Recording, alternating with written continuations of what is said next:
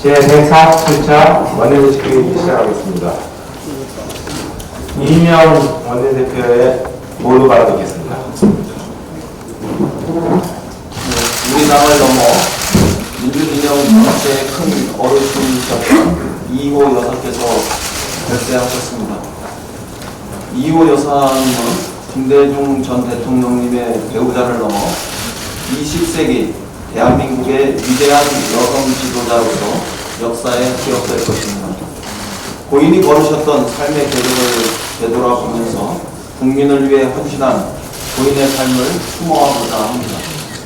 고인은 대한민국 1세대 여성운동가셨습니다. 한국전쟁이 일어난 1950년에 대한여자 청년단을 창설해 여성인권 향상과 가족법 개정에 큰 공을 이루셨습니다. 고 김대중 대통령께서 여성 문제에 대한 의식이 깊었던 것은 이호 여사님의 역할이 있었기 때문이다, 이렇게 말씀드려도 과언이 아니겠습니다. 특히 여성부 신설과 남녀차별금지법 제정 등 국민의 전부 여성정책에 크게 기여해 주셨습니다. 이호 여사님은 대한민국 영부인의 새로운 상도 제시하셨습니다. 고 김대중 대통령께서 가장 가까운 동료로서 또 민주화운동에도 큰 목적을 함께 나누셨다, 이런 말씀을 많이 하셨습니다. 뿐만 아니라 대통령을 대신해 유엔 아동특별총회에 참석하셔서 의장국으로서 임시 회의를 주재하시고 또 기조연설을 한 최초의 여성이셨습니다. 사회 문제에 대한 고인의 관심은 국가인권위원회를 출범하게 하셨고 결식아동 지원단체 설립 등으로 이어지셨습니다. 그래서 오늘 우리 국민들로부터 가장 존경받는 영부인으로서 이호 여사님께서는 자리하셨습니다. 무엇보다 우리 당으로서는 두 분 대통령께서 돌아가시고 민주진영이 가장 어려울 때 정신적으로 버팀목이 되어주셨던 큰 어른을 잃은 슬픔이 큽니다. 고인의 건강이 위중하다는 소식을 알게 된 이후에도 오늘 같은 날이 오지 않기를 우리 모두는 기도했습니다. 오늘도 동교동 자택에는 두 분의 문패가 나란히 걸려 있을 텐데 이제 고인께서 하늘에서 김대중 대통령님과 회우하셨을 거라고 생각합니다. 고 김대중 대통령님과 함께 고난을 이겨내고 국민의 존경을 받는 삶을 사셨던 이호 여사님을 영원히 기억하겠습니다. 다시 한번 이호 여사님의 영면을 기원합니다. 자유한국당은 한쪽 눈을 감고 경제 상황을 포도합니다. 어제 황교안 대표는 제대로 된 어느 나라가 경제 둔화가 있냐, 이렇게 말씀하셨습니다. 경기 침체의 원인은 세계 경제가 아니라 문재인 정부의 좌파 경제 폭정 탓이다, 이렇게 거듭 주장했습니다. 지난해 10월 IMF는 보고서를 통해서 세계 경제 성장률 전망치를 하향 조정한 바 있습니다. 또 지난 4월 WTO도 미중 무역전쟁, 또 브렉시트 등이 세계 경기 둔화를 초래하고 있다며 올해 경제 지표를 하향 전망했습니다. 같은 달 세계은행 25개 이사국 대표들이 국제무역 성장이 약화되고 있어서 투자 전망치도 하향 조정했다고 성명서를 발표했습니다. OECD가 발표하는 종합경기 선행지수도 전 세계적으로 하향 추세입니다. 미 연준도 경제지표에 따라 금리를 결정하겠다고 발표했고 실제 고용지표가 부진해서 연내 금리 인하는 기정사실로 받아들여지고 있습니다.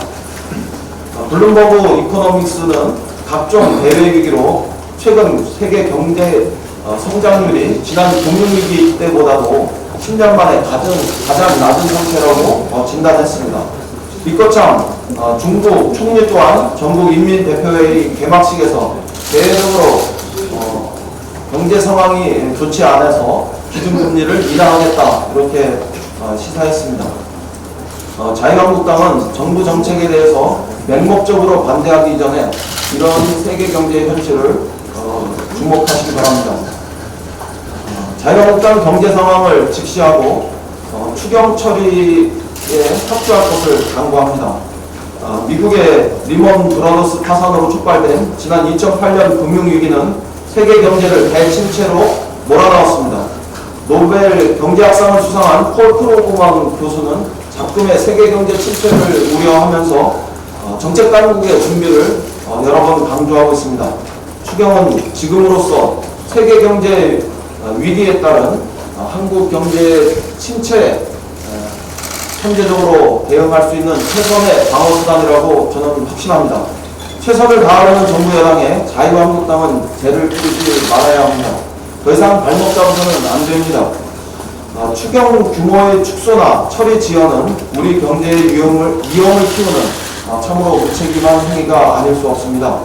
정부와 힘을 합쳐 경제 위기를 해결해야 할 이 시점에서 맹목적 비난과 반대만은 반복하지 마시기 바랍니다. 추경 규모가 작다, 추경 규모를 더 키워야 한다 이런 주장에 비추면 이미 추경 처리 시간은 늦어도 너무 많이 늦었습니다. 경제와 민생을 뒷받침할 법안들이 국회에 또한 산적해 있습니다. 한국개발연구원은 3개월째 우리나라 경기가 부진하다는 진단을 내렸습니다. 통상 마찰이 확대되면 확대되면서 감소한 수출과 또 내수 둔화가 그 원인이라고 지적했습니다. 이에 정부는 예전보다 앞당겨서 제조업 르네상스 대책을 세우고 있습니다. 국회도 추경 처리와 함께 빅데이터 3법, 기업 활력 제공 특별법, 그리고 소상공인 지원 등 경제 활력을 위한 법안을 조속히 처리해서 우리 경제를 뒷받침할 수 있어야 합니다. 자유한국당은 이러한 법안들도 모두 이념 법안이라며 반대만 하지 않기를 바랍니다. 비난과 무조건 반대가 아니라 경제와 민생에 보탬을 줄 정책, 그리고 국민을 위한 정책으로 해결합시다. 이것이 한교안 대표께서 말씀하셨던 정책 경쟁에 나서는 진정한 길이다. 저는 이렇게 말씀드립니다. 조속한 국회 복귀를 위해 자유한국당의 결단을 촉구합니다. 네, 다음으로 조정식 정치교육이라는 모두가 하겠습니다. 이인호 여사께서 영원한 공반자인 김대중 전 대통령 곁으로 떠나셨습니다. 여사께서는 영부인이기 이전에 이 시대를 대표하는 민주주의자이자 여성운동가로서 대한민국 현대사의 한 축을 담당해 오셨습니다. 독재 정권의 탄압과 압제에도 굴하지 않고 김대중 대통령과 함께 행동하는 양심으로서 소외된 이웃들과 평생을 함께 해오셨습니다. 인효라는 크고 넓은 품이 있었기에 김대중이라는 인동초가 꽃을 피울 수 있었다고 생각합니다.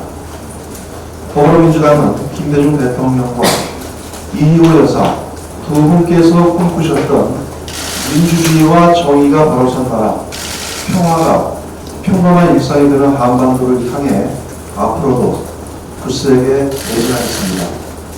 진정한 퍼스트 레이디셨던 이희호 여사의 영명과 명복을 빌며 유가족들께 깊은 위로의 말씀을 드립니다.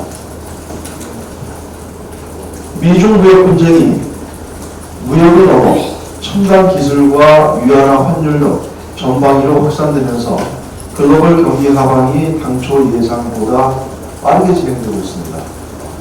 이미 IMF는 내년 글로벌 총생산이 4,500억 달러나 감소할 것이라는 예측을 내놓았고, 세계적 투자기관인 로벌 스탠리 또한 향후 9개월 안에 글로벌 경기 침체 가능성을 경고하고 있는 중입니다.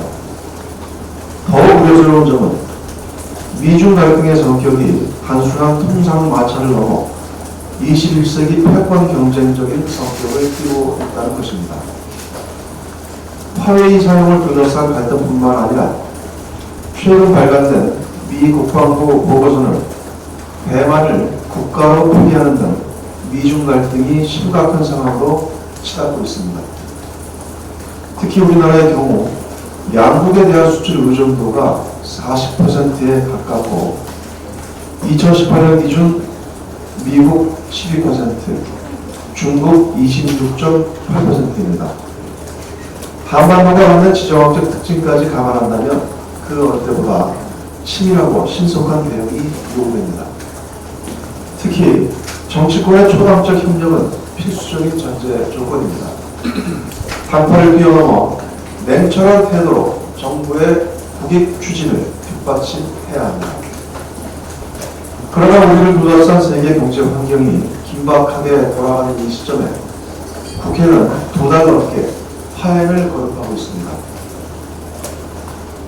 자유한국당의 상습적 국회 파행과 장외투쟁으로 지난 6개월 동안 법안 처리를 위한 본회의는 단 3차례 뿐이었습니다. 얼굴을 들기조차 부끄러운 참담한 수준입니다. 이로 인해 세계적 경기 침체 위협에 맞서 민생과 일자리를 지켜줄 추경은 물론 당장 시급한 수많은 민생 법안들이 기약 없이 필요하고 있습니다.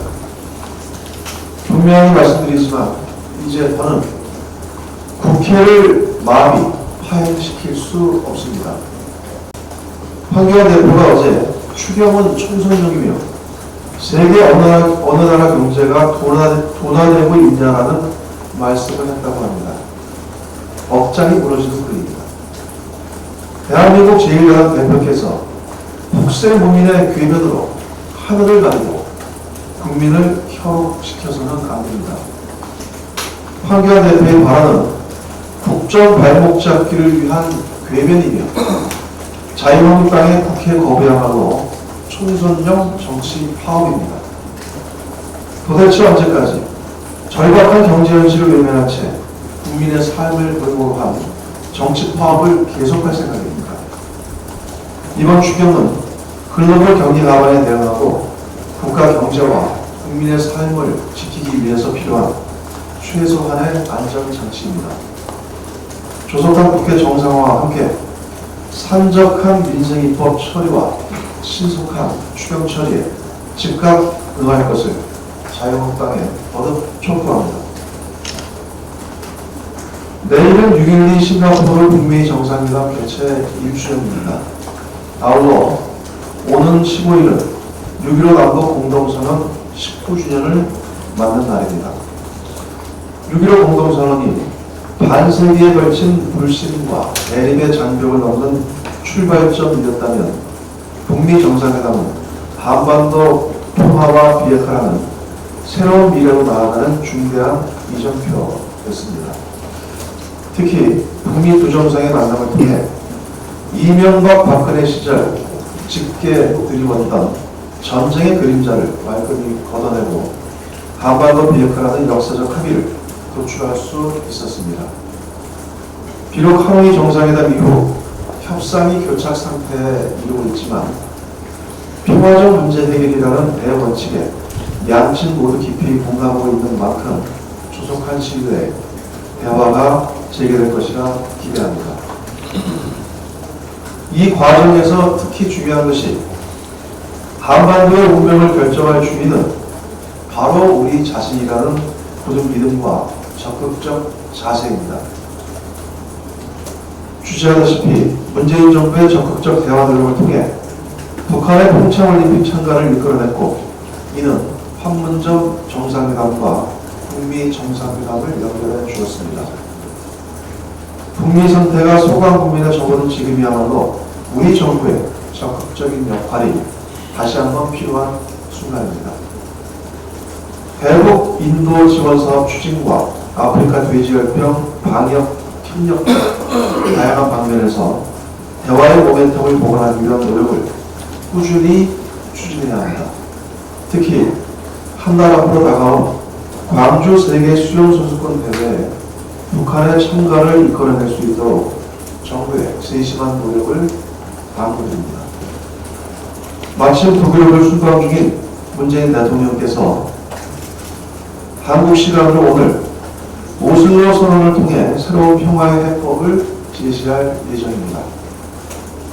김대중 대통령의 베를린 선언이 남북 정상회담을 이끌어냈고, 문재인 대통령의 베를린 구상이 판문점 정상회담의 마중물이었던 것처럼 이번 오슬로 선언이 대화와 협상의 새로운 징검다리가 될 수 있기를 기원합니다. 이상입니다. 네, 다음은 현안 발언입니다. 윤관석 정책위 수석께서 현안 발언을 듣겠습니다. 네, 고용노동부가 어제 5월 고용행정 통계를 발표했습니다. 이번 발표에 따르면 고용보험 가입자 수가 7년 3개월 만에 최대 증가폭인 53만 3천 명을 기록하며 전체 고용보험 가입자 수가 1,366만 5천 명에 달했습니다. 더욱이 그동안 취업 취약계층으로 분류했던 여성 50세 이상 서비스업 부문을 중심으로 가입자 수가 크게 증가했습니다. 당과 정이 꾸준히 추진해왔던 영세 사업장에 대한 사회보험료 지원 확대, 일자리 안정자금 지원 등이 효과를 나타내며 취약계층에 대한 고용 안정망이 빠르게 확대, 강화되고 있음이 확인된 것입니다. 이와 관련해 일각에서 구직급여 신규 신청자 증가를 문제 삼고 있는데, 이는 고용보험 가입자 확대에 따라 구직급여 신규 신청 자격을 갖춘 사람이 늘어나기 때문에 당연한 현상입니다. 당정은 향후 보다 많은 국민들이 일자리 안전망에 보호를 받을 수 있도록 법적, 제도적 정비에 박차를 가할 것입니다. 특히 지난 4일 발표한 국민 취업 지원 제도의 차질 없는 시행 준비를 통해 고용보험 사각지대에 놓인 취약계층에 대한 사회 안전망을 보다 강화하도록 하겠습니다. 아울러 국회가 정상화되는 즉시 구직자 취업 촉진법에 대한 심의에 들어가 최대한 조속히 처리할 수 있도록 최선을 다하겠습니다. 이상입니다. 다음으로 김종호 원내부 대표의 현안 발언입니다. 예, 경남 지역을 대표해서 내부 부대표단에 들어온 김을지역 김종호입니다. 어제는 유월항쟁 32주년이 되는 날이었습니다. 저는 전남 마산에서 기념식에 참여를 하고 올라왔습니다. 당시 27살의 연령 청년으로 유월항쟁을 참여했던 제가 60이 다 되어서야 국회의원으로 들어오게 되었습니다. 초보지만 어제 유월항쟁 32주년을 맞이해서 감회가 참 남달랐습니다.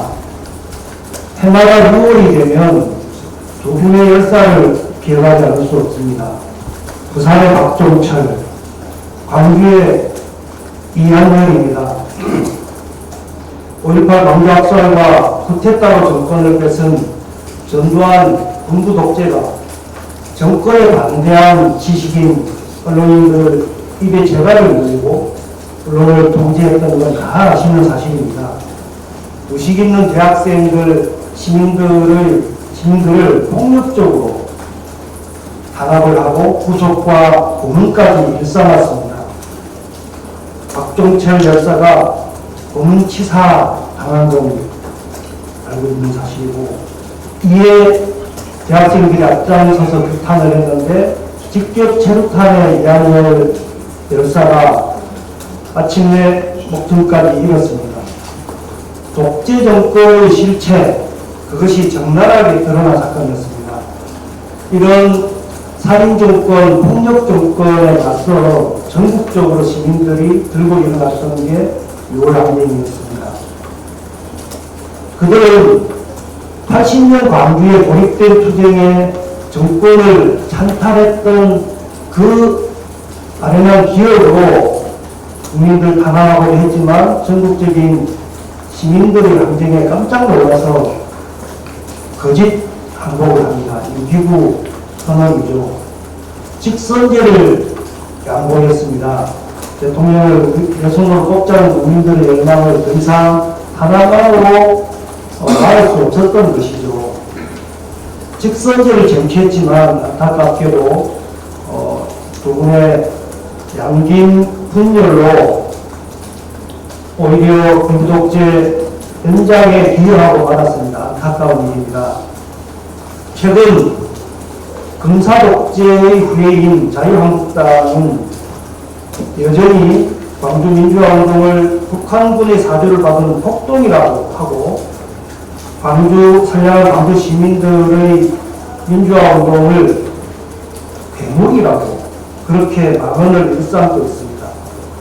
전두환과 군부독재 세력이 이미 20년 전 사법적 심판을 받았음에도 불구하고 다시 민주주의 역사를 거꾸로 되돌리려고 하고 있습니다. 심지어 문재인 정부를 좌파 독재라고 매도하고 북한의 김정은보다 못하다 이런 막말까지 퍼레이드를 하고 있습니다. 황교안 대표가 앞장서서 국민들에게 통수권자인 대통령의 명령마저 거역하라고 내란까지 선동하고 있습니다. 보수교단의 한 목사는 문재인 대통령 하야를 촉구하고 탄핵까지 외치고 있습니다. 적반하장 도둑놈이 몽둥이를 드는 꼴입니다. 32년이 지났지만 아직도 유랑쟁은 계속되고 있습니다. 군사독재의 후예들이 반성은커녕 뻔뻔하게 태극기 부대로 되살아가고 있습니다. 오히려 쿠데타와 지역주의를 부추기고 민생개혁을 좌초시키려고 하고 있습니다. 국민은 뒷전이고 오로지 내년 선거에서 문재인 정부를 심판하겠다며 선동질을 일삼고 있습니다. 이화의 6월 항쟁, 촛불혁명은 기필코 완성되어야 합니다. 저희 더불어민주당이 국민과 함께 하겠습니다. 해내겠습니다. 이를 위해서 내년 4월 15일 총선에서 과반수 이상의 압도적인 승리를 반드시 이루어내도록 하겠습니다. 국민 여러분, 저에게 힘을 모아주시기 바랍니다. 감사합니다. 네, 마지막으로 우리 맹상규 원내대표의 현황입니다. 지난 주말 20세 이하 월드컵에서 우리 대표팀 선수들이 역전과 동점을 거듭하는 경기 끝에 4강에 진출해서 국민들께 큰 감동을 안겨주었습니다. 무엇보다도 포기하지 않는 선수들의 투혼에 찬사를 보냅니다. 축구 대표팀 선수들을 비롯해서 칸 영화제 봉준호 감독, 방탄소년단 유현진 선수, 국민들께 기쁨과 희망을 드리는 소식이 많은데 정치권은 이를 따라가지 못해 너무 송구스러울 따름입니다. 특히 전입 가경인 자유한국당의 막말은 국민들께 불신과 고통을 드리고 있어 문제가 심각합니다. 황교안 대표가 또다시 국민의 마음에 상처를 주고 신뢰를 떨어뜨리는 언행이 나온다면 엄정하게 책임을 묻겠다고 이야기한 것이 일주일도 채 지나지 않았는데 자극적인 막말이 연일 계속되고 있습니다. 세월호 유가족을 향한 막말에도 방망이 징계를 받은 차명진 전 의원의 색깔로 민경욱 대변인이 공당의 농편이라고 상상할 수 없는 수준의 막말을 쏟아내고 있습니다. 황교안 대표의 공언은 말 그대로 공언이 되어버렸습니다. 추경안이 국회에서 50여일 가까이 논의되지 못하면서 집행 실기에 따른 우려도 커지고 있습니다.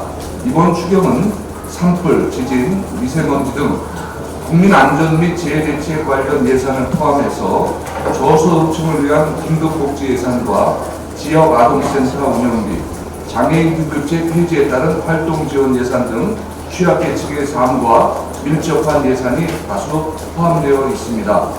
말로는 민생을 외치면서 취약계층의 삶을 지키는 이번 추경안을 외면하는 것은 바람직한 태도가 아닙니다. 민생을 생각한다면 조속히 국회로 돌아와야 할 것입니다. 저희 민주당은 국민들께 희망을 드리기 위해 끝까지 국회 정상을 포기하지 않고 최선을 다하겠습니다. 오늘 오후 1시 30분 인양 예정인 부다페스트 호글 레아교호의 인양이 원활하게 진행되기를 기원합니다. 감사합니다. 네. 네, 어제 미처 일생을 부끄러워하지 않게 살았다고 말씀하신 여성운동가이고 민주화운동가 그리고 DJ의 영원한 동지였던 이효석께서 돌아가셨습니다. 이효석께서 돌아가신다는 소식을 접하면서 대통령께서 평소 하셨던 몇 마디가 좀 기억이 났습니다. 행동하는 양심, 행동하지 않는 양심은 악의 편이라고 하셨고 정치하는 사람들에게 그리고 이 땅의 지성들에게 항상 이런 말씀을 하셨습니다. 사회적 문제의식과 상인적 현실 감각을 갖고 임해줘라. 지금 자유한국당이 국가 경제가 어렵다라고 하는 것을 입만 벌리면 하고 있습니다. 그런데 과연 그 말에 진실은 담겨 있는지, 사회적 문제의식을 갖고 있는지에서 의문이 들지 않을 수 없습니다. 이제 정말로 상인적 현실 감각으로 사회적 문제의식을 갖고 상인적 현실 감각으로 되돌아온다면 민생의 어려움이 보일 것입니다. 서민의 아픔이 보일 것입니다. 제발 더 이상 밖에 계시 마시고 국회로 돌아가서 함께 지혜를 모아주실 것을 다시 한번 부탁드리겠습니다. 오늘 저희 원내대표단은 이호 여사님께 5시에 함께 주문을 가기로 했습니다. 네, 이상으로 공개 회의를 마치고 비공개 회의로 전환하도록 하겠습니다. 기자분들, 여러분께서 협조해 주십시오.